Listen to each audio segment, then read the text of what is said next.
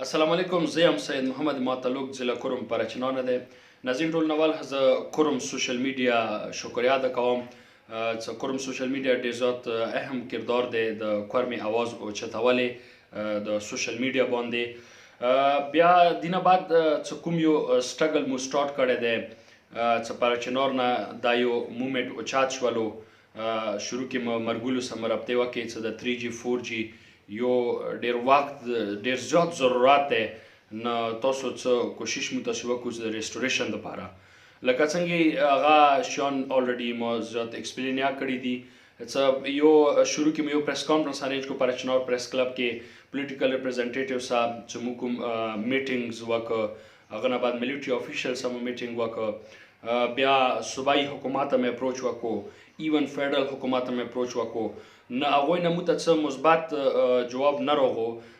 بیا دینه بعد څه دا ټول هر یوه دروازه مو وټکوله د 3G 4G ریسټوریشن دپاره وفاقي صوبایي پولیټیکل ریپرزینټیټیوز فاټا پارلیمنټیرینز چې کوم لوکل ایډمنسټریشن ملټري افیشلز هغه نه بعد ایک یو آپشن پاتې شو چې هغه مو سره عدالت و. نو زه بیا اسلام آباد ته راغلم، ما اسلام آباد های کورټ کې پټیشن دایر کو. کرونا وایرس واجې نه صرف هغه کې کوم ارجنټ کیسونه و هغه یې ایکسپټ کوله سما دپاره نور کم ایکسپټ کېدله بلکې نه هونه کې برابر و. نو دې سما مو یو ارجنسي سرټیفیکیټ ولګولو چې کوم مو د پټیشن دی هغه ارجنسي سرټیفیکیټ واجې نه هفته کې اننه مو کیس ایکسپټ شو سما دپاره. نو الحمدلله اول سماعت کې های کورټ دا آرډر جاری که ادارو ته چې تاسو فیل فور 3G 4G اکټیویټ کوئ قبایلي علاقو کې و 20 تاریخ باندې پروګریس ریپورټ ونه غوښته دی ادارو نه چې تاسو نن پورې 20 تاریخ پورې 20 اپریل پورې تاسو څومره کار کړی دی 3G 4G ریسټوریشن دپاره. نو بیا 23 نه بیا ادارو نه یو بل جواب غوښته دی چې هغه دا دی چې کني اوسه پورې فاټه کې کوم انټرنیټ فیسیلیټیز د 3G 4G هغه باند ویلې وو. نه ادارو نه یو دا جواب یا غوښته دی. دینه بعد نیټ دغه وخت کې څومره زیات اهمیت دی د 3G 4G څومره زیات اهمیت دی مو د 21وي صدي جدید ترین دور کې پاتې کېږو. نه دا یو داسې دور دی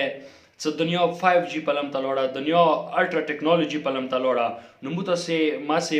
بدقسمتۍ سره د کوم قبایلي علاقه جات دي اوسه پورې 3G 4G نه محروم دي. ادارو ته مو اپیل کوو PTA ته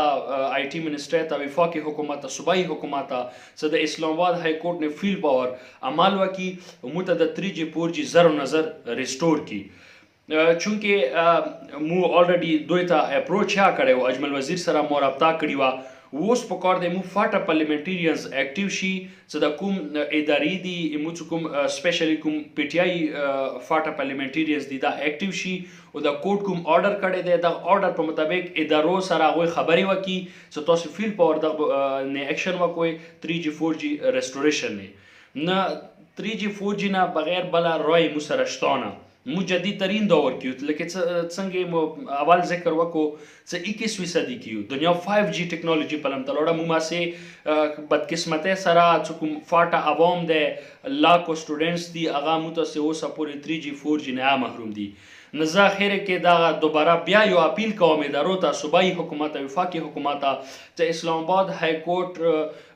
آرډر نه فیل پاور عمل وکوي او د 3G 4G ریسټور کوي چې د مو د لاکو قبایلي عوام لاکو طلباو دا دیرینه مطالبه او دا یو خواهش دا پوره شي.